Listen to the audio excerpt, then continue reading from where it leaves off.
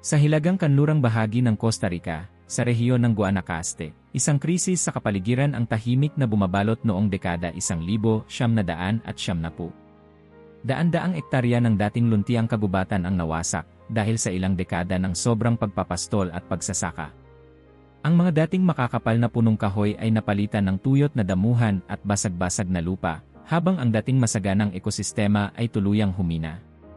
Nawawala ang mga insekto, ibon, at iba pang hayop at sa halip ay naiwan ang alikabok, araw, at patay na lupa. Bago tayo magsimula, mag-like at mag-subscribe dahil may mga bagay dito na kailangan mong malaman bago ang sinuman. Ang rehabilitasyon ng ganitong kalawak na lupain ay mahal at teknikal. Karaniwang nangangailangan ito ng libo-libong punla, regular na patubig, pangangalaga sa lupa, at taon ng maingat na pamamahala. Ngunit sa isang bansang may limitadong pondo, gaya ng Costa Rica, noong panahong iyon, ang mga ganitong klaseng proyekto ay halos imposibleng isakatuparan sa mas malawak na sukat. Ngunit dalawang Amerikanong ekologista ang may ibang pananaw. Sina Daniel Janzen at Winnie Halwachs, mag-asawang siyentipiko mula sa University of Pennsylvania, ay matagal nang nakikipagtulungan sa mga proyekto ng conservation sa Costa Rica. Sa kanilang matagal na pag-aaral sa Guanacaste Conservation Area, Ria de Conservación Guanacaste, nabuo sa kanilang isipan ang isang mapangahas na ideya, paano kung basura ang gamitin upang buhayin ang patay na lupa. Malapit sa lugar ay matatagpuan ang planta ng Del Oro, isang malaking kumpanya ng orange juice na araw-araw ay nagpoproseso ng libo-libong prutas. Sa bawat litrong juice na nililikha nila, toneladang balat ng prutas, buto, at pulp ang naiiwang basura, mabigat, maamoy, at wala halos gamit. Ang kumpanya ay may problema sa pagtatapon nito, at malaking bahagi ay natitipon lamang sa likod ng planta. Nang lapitan nina Janzen at Halwachs ang Del Oro, inilahad nila ang kanilang mungkahi, ibuhos ang mga basurang ito sa isang bahagi ng desyertong pastulan sa loob ng conservation area. Ayon sa kanilang lohika, ang makapal na patong ng balat ng orange ay maaaring pumigil sa paglaki ng invasive grasses gaya ng Megathyrsus maximus, habang unti-unting naagnas at bumabalik bilang sustansya sa lupa. Ang mikrobyo, fungi, at insekto ay maaaring magproseso ng material, at posibleng magbukas ito ng pinto para sa natural na pagbalik ng mga punong kahoy at iba pang halaman, lahat ng ito ng halos walang gastos, walang patubig, at walang artipisyal na pagtatanim. Noong 1976, matapos ang ilang buwang negosasyon at pag-apruba ng mga lokal na ahensya, formal na nilagdaan ang kasunduan. Inihanda ang 3 ektarya ng bakanteng lupain sa loob ng conservation area para sa eksperimento. Sa sumunod na taon, sinimulan ang operasyon. Gumamit ang Del Oro ng mga Volvo L-Series dump trucks, may kapasidad ng 20 tandang bawas 30 tonelada bawat isa, upang ilipat ang balat ng orange mula planta patungong site. Gamit ang mga kumatsu ay 200 hydraulic excavators, hinakot at ikinalat ang mga tambak ng balat sa ibabaw ng lupa, na kalaunay umabot sa lalim na halos kalahating metro sa ilang bahagi. Sa kabuuan, mahigit 12,000 tonelada ng basura ng orange ang ibinuhos sa lupa sa loob lamang ng ilang buwan. Ang itsura ng lugar ay malayo sa inaasahan ng karamihan, hindi ito mukhang proyektong pangkapaligiran. Para itong tapunan ng basura, kulay kahel ang paligid, at amoy bulok na prutas ang humahalimuyak sa hangin. Mula sa malayo, mistulang industrial dumping site kaysa protected area. Hindi nagtagal, nagsimula na ang reklamo. Ang mga lokal na residente ay nag-alala sa posibleng polusyon ng tubig at hangin. Ilan ang nagsabing hindi na sila makahinga sa lakas ng amoy. May iba na nagsabing nagdudulot ito ng panganib sa kalusugan. Hindi lamang ang mga mamamayan ang nagtaas ng kilay. Ang ilang mga grupo ng environmental watchdogs ay nagsimulang magtanong, ito ba ay tunay na proyekto ng conservation o paraan lamang ng kumpanya upang makaiwas sa responsibilidad sa basura? Ang lahat ng ito ay lalong tumindinang ang Chiquita Brands, isang paunahing kakompetensya ng Del Oro sa industriya ng prutas, ay formal na nagsampa ng kaso. Ayon sa kanilang reklamo, nilalabag ng proyekto ang mga batas ng kalikasan at sinisira ang imahe ng conservation area. Sa mga pahayagan, sumiklab ang balita, isang eksperimento na dapat ay tumulong sa kalikasan, ngayon nasasangkot sa kontrobersya. Habang pinupukol ng mga batikos ang proyekto, nanatiling tahimik ang lupa. Walang halos pansin mula sa mas malawak na mundo. Ang mga siyentipiko ay umaasang sa kabila ng lahat, may positibong resulta pa rin. Ngunit noong 1978, isang desisyong babago sa lahat ang inilabas. Ang Environmental Administrative Tribunal ng Costa Rica ay nag-utos ng agarang pagpapahinto sa eksperimento. Ayon sa korte, walang sapat na pag-aaral at konsultasyon ang proyekto. Wala ring malinaw na mekanismo ng monitoring o remediation kung sakaling ito ay pumalpak. Wala nang nagawa ang mga siyentipiko kundi sundin. Ang natitirang balat ng orange ay naiwan sa lugar, unti-unting nabubulok sa ilalim ng araw, ulan, at katahimikan. Tinanggal ang mga signage, ang mga truck ay hindi na bumalik, at ang lugar ay mistulang iniwan na lamang na parang walang nangyari. Sa loob ng mga sumunod na buwan, nawala na sa isipan ng publiko ang proyekto. Tumigil na rin ang mga ulat sa media. Ang mga siyentipiko ay lumipat sa ibang pananaliksik. Ang Del Oro ay nagpatuloy sa operasyon, ngunit hindi na muling sumubok ng kaparehong programa. Ang lugar ay hindi na binanggit sa mga pag-uusap, hindi na binisita, at hindi na rin pinansin. Isa itong i-footnote sa kasaysayan ng conservation science sa Costa Rica.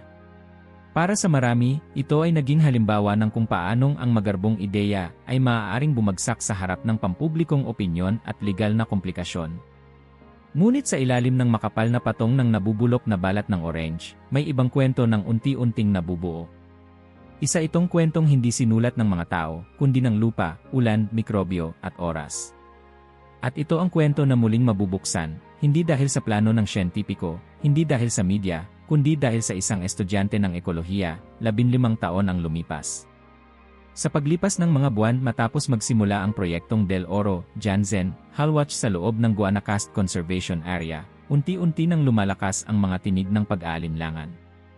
Ang ideyang sa simula ay tinanggap bilang mapangahas at posibleng modelo ng murang reforestasyon ay ngayon ay binabansagang isang eksperimento sa basura ng ilan. Ang amoy ng nabubulok na balat ng orange ay patuloy na bumabalot sa paligid, at bawat truck na dumarating ay nagiging simbolo ng kontrobersya. Nagsimulang kumilos ang mga lokal na organisasyon at mga residente. May mga pulong sa barangay, may mga artikulo sa lokal na dyaryo, at may mga litrato sa radyo at telebisyon na nagpapakita ng makapal na kulay kahel na patong ng balat ng prutas sa lupa. Ang ilang pamilya ay nagreklamo ng pangangati at masangsang na amoy. Ang ilan ay nagbabanggit ng takot sa polusyon sa tubig at pagdami ng insekto o daga. Ang mga pangamba ay pinalala ng kakulangan sa malinaw na impormasyon mula sa mga tagapagpatupad ng proyekto. Kasabay nito, nakakita ng pagkakataon ang mga kakompetensya sa industriya ng prutas. Ang Chiquita Brands, isang internasyonal na higante, ay formal na nagsampa ng kaso laban sa Del Oro. Sa kanilang reklamo, inakusahan nila ang proyekto ng paglabag sa batas, pangkalikasan, at pagsira sa reputasyon ng Costa Rica bilang eco-friendly na bansa. Para sa Chiquita, ang pagbubuhos ng libo-libong tonelada ng basurang orange sa loob ng isang protektadong lugar ay hindi pag-aalaga sa kalikasan, kundi paglapastangan dito. Ang mga media outlet sa buong bansa ay kumagat sa balita. May mga ulat sa mga pangunahing pahayagan at mga palabas sa telebisyon na nagtatanong kung ang proyekto ay tunay na agham o isang kasinungalingan na binalutan ng green marketing. Ang dating tahimik na eksperimento ay ngayon ay isang pambansang iskandalo. Sa mga litrato, makikita ang makapal na kulay kahel na balat, ang mga dump truck ng Volvo na nagbubuhos ng laman, at ang mga komatsu ngay 200 excavator na naghahakot, parang larawan ng isang landfill sa halip na isang reforestation site. Ang pressure mula sa publiko at mga DNI ay lalong lumakas. Pinilit ng mga abogado at environmental watchdogs ang gobyerno na kumilos. Sa harap ng lumalaking galit, ang Environmental Administrative Tribunal ng Costa Rica, isang espesyal na korte para sa mga kasong pangkalikasan, ay nagsimula ng investigasyon. Noong 1978, mahigit isang taon lamang mula nang magsimula ang eksperimento, naglabas ng desisyon ang korte, agarang ipahinto ang proyekto. Ayon sa kanilang ruling, walang sapat na ebidensya ng kaligtasan at epekto sa kapaligiran ang ipinakita. Wala ring malinaw na plano para sa pagmomonitor o pagremedyo kung sakaling pumalpak ang proyekto. Sa madaling salita, masyado itong mapanganib para sa isang protektadong lugar. Para kina Janzen at Halwatch, ang desisyong ito ay parang kidlat na tumama. Ilang taon nilang pinaghirapan ang pagbuo ng ideya at pagkuha ng permiso, at sa isang iglap ay nawala ang lahat. Ang Del Oro ay hindi na pinayagang magdala ng bagong balat ng orange. Ang natitirang tambak sa lupa ay naiwan lamang, unti-unting nabubulok sa ilalim ng tropikal na araw at ulan. Wala ng signage, wala ng truck, wala ng excavator, isang napabayaang proyekto sa gitna ng conservation area. Sa mga sumunod na buwan at taon, unti-unting nawala sa balita ang eksperimento. Tumigil na ang mga artikulo, tumigil na ang mga kamera, at ang mga dni ay lumipat sa ibang issue. Ang proyekto ay naging isang halimbawa ng kung paanong ang isang mapangahas na ideya ay maaaring mabagsakan ng politika, legal na usapin, at takot ng publiko. Sa mga pag-uusap ng mga siyentipiko, ito ay naging isang magandang ideya na napatunayang mali. Walang opisyal na pagbisita, walang bagong datos, walang follow-up. Ang lupain ay nanatiling walang bantay. Ngunit habang ang mundo ng tao ay nakalimot, patuloy na kumikilos ang mundo ng kalikasan. Sa ilalim ng patong ng nabubulok na balat ng orange, naglalaro ang mga mikrobyo, nag-agawan ng sustansya ang mga insekto at fungi, at ang mga binhi na dati natutulog lamang sa lupa ay tahimik na nag-umpisang sumibol. Sa ibabaw, tila walang nangyayari, isang kulay kahel na libingan ng prutas, ngunit sa ilalim, isang proseso ang nagsisimula na hindi na mapipigilan ng mga kautusan ng korte. Sa paglipas ng mga taon, ang lugar ay naging isang anino ng nakaraan, isang eksperimento na itinuring na kabiguan, na ibinaon ng publiko sa limot. Ang mga siyentipiko ay abala na sa iba pang proyekto. Ang mga residente ay unti-unting nakalimot sa amoy ng nabubulok na citrus. Walang bakod, walang gwardiya, walang nakakaalam kung ano ang nangyayari sa loob. Para sa marami, tapos na ang kwento. Ngunit ang kalikasan ay hindi sumusunod sa schedule ng tao. Habang tumatakbo ang mga dekada, ang mga patay na balat ay nagiging humus, ang mga invasive grasses ay unti-unting natatakpan at nasasakal, at ang mga binhi na dinala ng hangin, ibon, at maliliit na hayop ay nagsisimulang mag-ugat. Sa ilalim ng tahimik na takip ng nabubulok na orange, nagaganap ang isang pagbangon na walang nakapapansin. 15 taon pagkatapos ng utos ng korte, ang lugar ay halos wala na sa alaala ng sinuman. Ngunit sa katahimikang iyon, ang isang bagong kagubatan ay unti-unting humihinga, naghihintay lamang na muling matuklasan. Makalipas ang 15 taon mula nang abandonahin ang eksperimento sa balat ng orange sa Costa Rica, isang tahimik na dokumento ang nagbukas ng pinto sa isang kwento ng pagbabalik. Noong 2013, si Timothy Treuer, isang batang graduate student sa ekolohiya mula sa Princeton University, ay nagbabasa ng mga lumang literatura para sa kanyang thesis. Sa gitna ng isang artikulo, nabanggit sa isang talata ang isang halos nalimutang proyekto sa reforestasyon sa loob ng Ria de Conservación Guanacaste.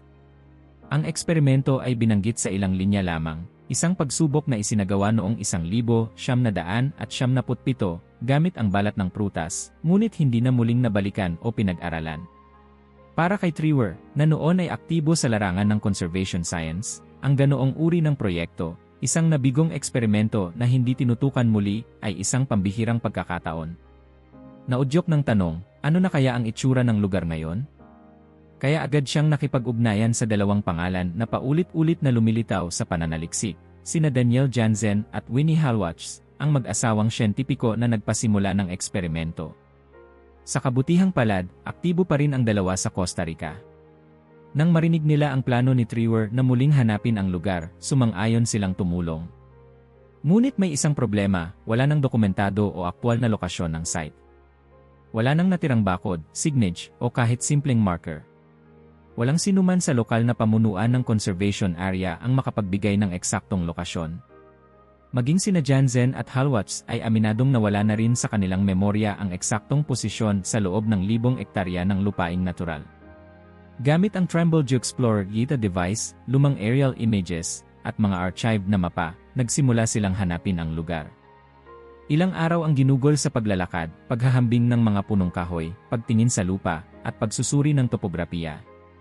Hanggang sa isang araw, napansin nila ang kakaibang bahagi ng kagubatan, hindi masyadong luma, pero siksik, mataas ang mga puno, at tila may ibang klaseng pagkakaayos ng flora. Pagpasok nila sa loob, lumawak ang kanilang mga mata. Ang dating pastulan na inilarawan sa mga unang ulat bilang tuyot, basag, at patag ay ngayon ay isang maliwanag, luntiang gubat. Tumambad sa kanila ang mga puno na higit 1 metro ang taas, may makakapal na kanopi na pumipigil sa liwanag ng araw, at isang mikroklima na mas malamig, mas mahalumigmig kaysa sa mga karatig na lugar.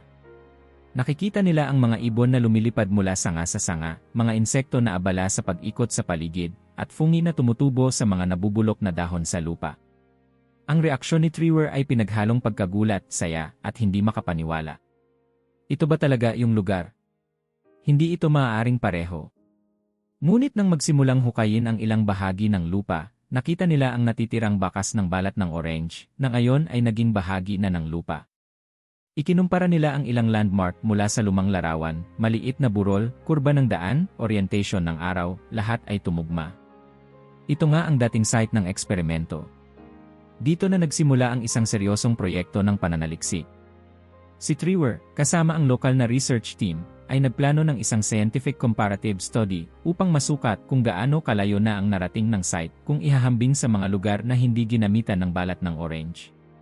Ang disenyo ng pag-aaral ay simple ngunit epektibo, pumili ng isang treated area, ang site na pinagbuhusan ng orange waste, at isang katabing key control area, dating pastulan na hindi ginamitan ng anumang organic waste.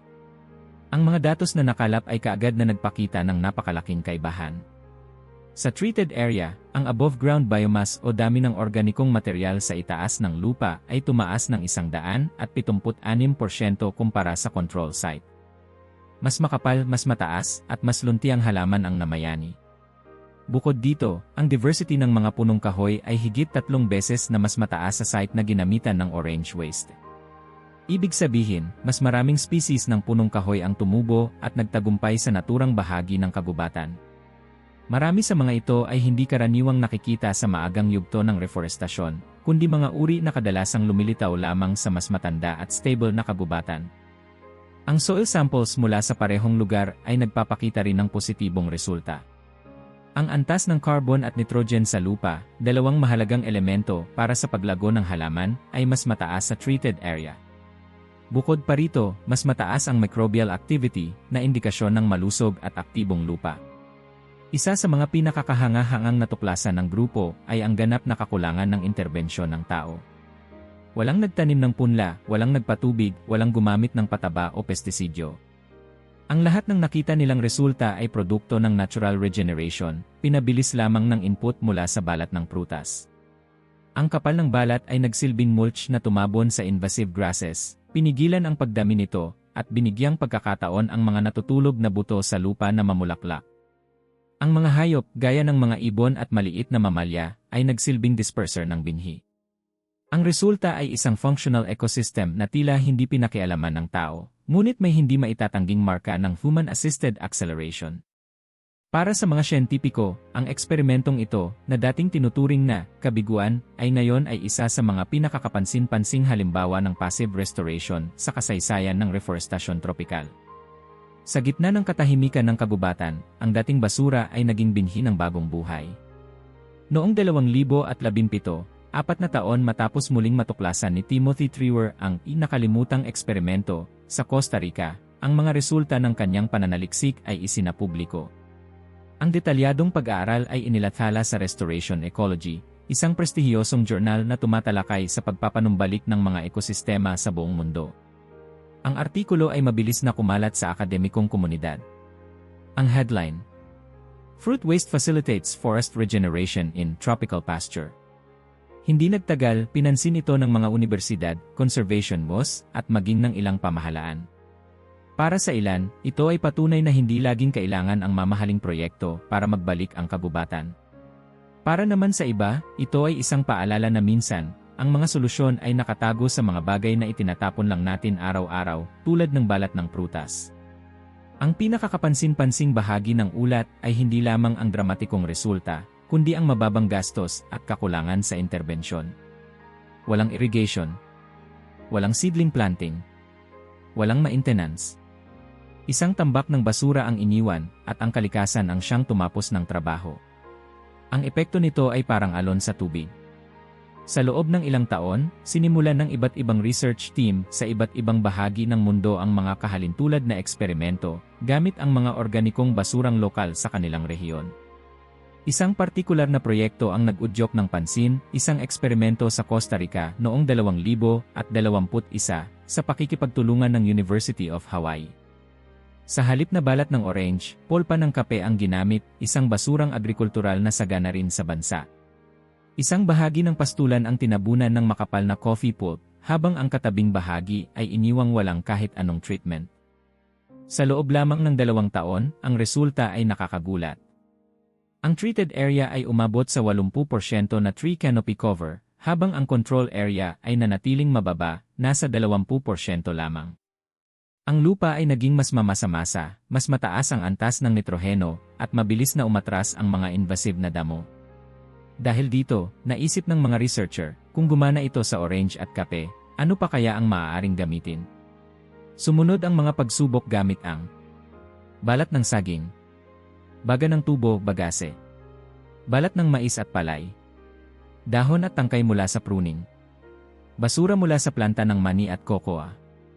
Ang posibilidad ay tila walang hanggan. Ayon sa datos ng United Nations, milyon-milyong tonelada ng basurang agrikultural ang itinatapon taon-taon. Kung kahit isang bahagi lamang nito ay magagamit sa muling pagpapausbong ng kabubatan, maaaring magkaroon ng epekto sa pandaigdigang scale. Subalit hindi lahat ay positibo. Binigyang diin ng mga siyentipiko na hindi lahat ng organikong basura ay kapaki-pakinabang. Ang ilang materyales ay maaaring magdulot ng labis na acidification ng lupa, maaaring pigilan ang aktibidad ng mga microorganism, o kaya ay makasama sa mga native na halaman. Halimbawa, ang sobrang citrus waste ay maaaring maglabas ng citric acid na kayang pumatay ng mga sensitibong seedling. Ang bagase ay maaaring maging hydrophobic kapag natuyo, na humahadlang sa pagpasok ng tubig sa lupa. Ang ilang balat ng mani ay may natural na pest-resistant na kemikal na maaaring makasama rin sa biodiversity. Kaya mahalaga ang lokal na pag-aaral. Bawat lupain ay may sariling klima, lupa, uri ng halaman, at ritmo ng ekolohiya. Hindi maaaring kopyahin lamang ang modelo ng Costa Rica, at asahang pareho ang magiging resulta sa Sub-Saharan Africa, Southeast Asia, o sa mga kapatagan ng India. Gayunpaman, may isang mensahe na malinaw na lumitaw sa lahat ng ito. Ang kalikasan ay may mas malakas na kapasidad para sa paggaling kaysa sa inaakala natin. Kadalasan, ang kailangan lamang ay isang maliit na tulak. Hindi control.